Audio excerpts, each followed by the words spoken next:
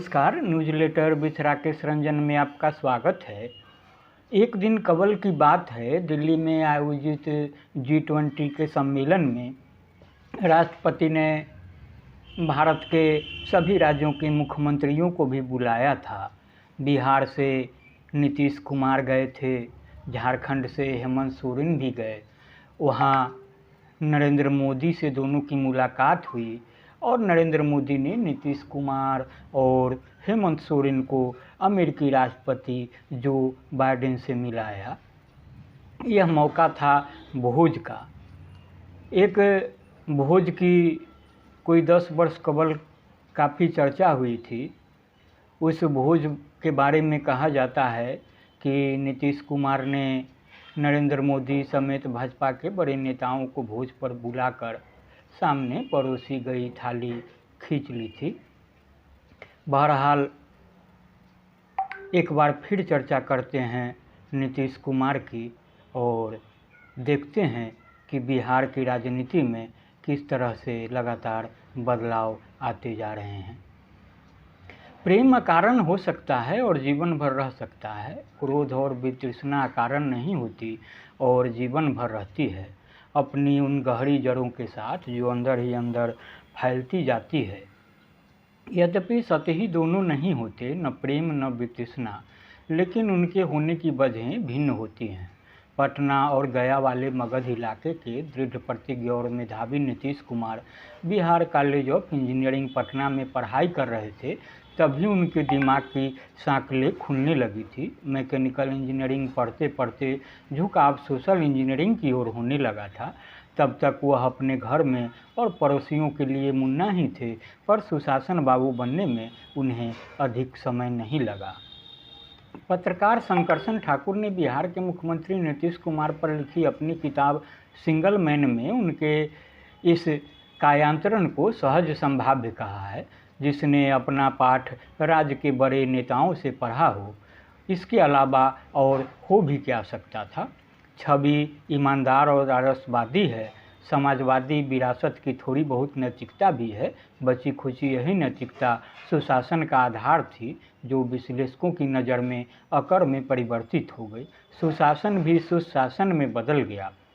राजनीति एवं प्रशासनिक आचरणों के संदर्भ में तमाम खूबियों के बीच नीतीश कुमार पर आरोप जिद्दी और स्वार्थी होने के लगते रहे हैं। मौका परस्ती और कृतज्ञता के भी लोग उदाहरण की शुरुआत गैसल रेल हादसे से करते हैं।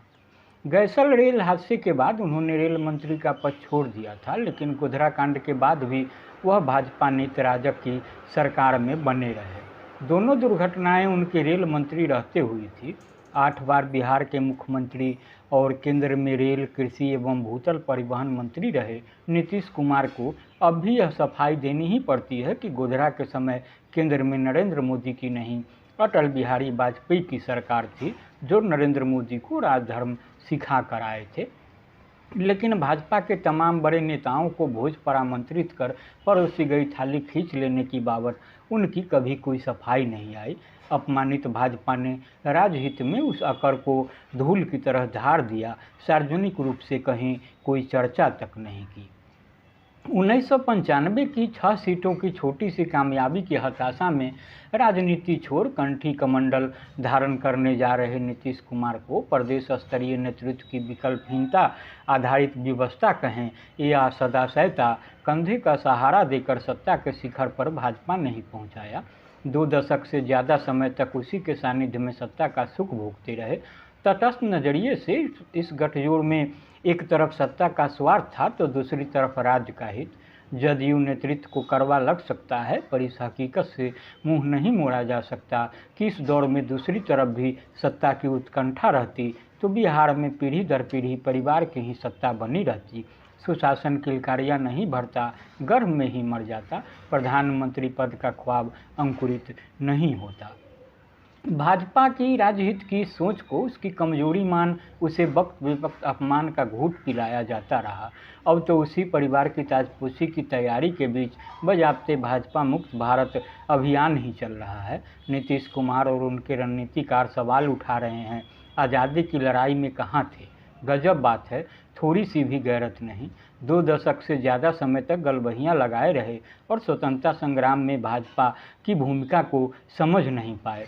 चाणक्य की ऐसी बुद्धि, 2013 में भाजपा से अलग हुए थे, तब संघ मुक्त भारत बना रहे थे, दम निकल गया तब 2017 में फिर उसी संघ के शरणागत हो गए।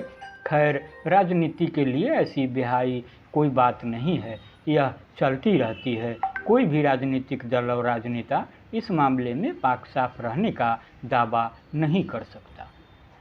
तब के राजनीतिक हालात में मुख्यमंत्री पद को खुद के लिए असाध्य मान अंगूर खट्टा है के तर्ज पर कहा करते थे कि जिस कुर्सी पर राबड़ी देवी बैठ गईं उस पर वह क्या बैठेंगे। लेकिन वर्ष 2000 में हालात थोड़ा बदले। विधानसभा में राजग को बड़े दल की हैसियत मिली, लपक कर उसी कुर्सी पर बैठ गए। निर्णय राजग का अवश्य था, पर उन्हें तो अपने वचन पर कायम रहना चाहिए था। बहुमत का जुगाड़ नहीं हुआ, राबड़ी देवी फिर से काबिज हो गई। उस कालखंड में नीतीश कुमार केंद्र की राजनीति में सक्रिय थे। वर्ष 2000 में मुख्यमंत्री का पद पाने से वंचित रह गए, तब राज्य की राजनीति में ही जमने की बात करने लगे। इस पर भी कायम नहीं रहे। केंद्र में मंत्री बनने का मौका मिला, बिहार को भूल फिर वही रम गए। तकरीबन 5.5 साल बाद नवंबर 2005 में राजग बहुमत में आया तो लोकसभा की सदस्यता त्याग कर बिहार में मुख्यमंत्री के पद पर आसीन हो गए। यह भी राजग का निर्णय था। तब भी उनके पूर्व के बयानों के परिप्रेक्ष्य में इसे मौका परस्ती के नज़रिए से ही देखा गया। वैसे वैचारिकता व नैतिकता विहीन राजनीति के लिए यह कोई खास मायने मतलब नहीं रखता है। हर कोई ऊंचा मुकाम चाहता है, उस दृष्टि से भी इसे अनुचित नहीं कहा जा सकता। परंतु जिस तरह लगातार 3 बार 2013, 2017 और 2022 में गठबंधन बदलकर चुनावी जनादेश का अपमान किया गया, उसे निकृष्ट राजनीतिक अवसरवाद ही कहा जाएगा। गठबंधन से अलग हो चुनाव में जाते तो वह आदर्श माना जाता। नीतीश कुमार और उनके समर्थकों की समझ जो हो, इसी अवसरवादिता ने उनकी विश्वसनीयता को पलटू राम के रूप में परिभाषित कर दिया। आपको बता दें कि समकालीन तापमान बिहार से प्रकाशित प्रतिष्ठित मासिक पत्रिका है। इसने लंबे प्रकाशन का रिकॉर्ड बनाया है। इसके संपादक हैं अविनाश चंद्र मिश्रा। अविनाश चंद्र मिश्रा के संपादन में तापमानलाइव.com वेबसाइट भी संचालित है, जिसकी खास विश्वसनीयता है। इस साइट पर इस कारण सुशासन में बदल गया सुशासन शीर्षक से रिपोर्ट जारी की गई है। यह रिपोर्ट विष्णुकांत मिश्र की है। विष्णुकांत मिश्र जी बिहार के वरिष्ठ पत्रकार हैं। तो आप इसे सुने और गुने। आज इतना ही। नमस्कार।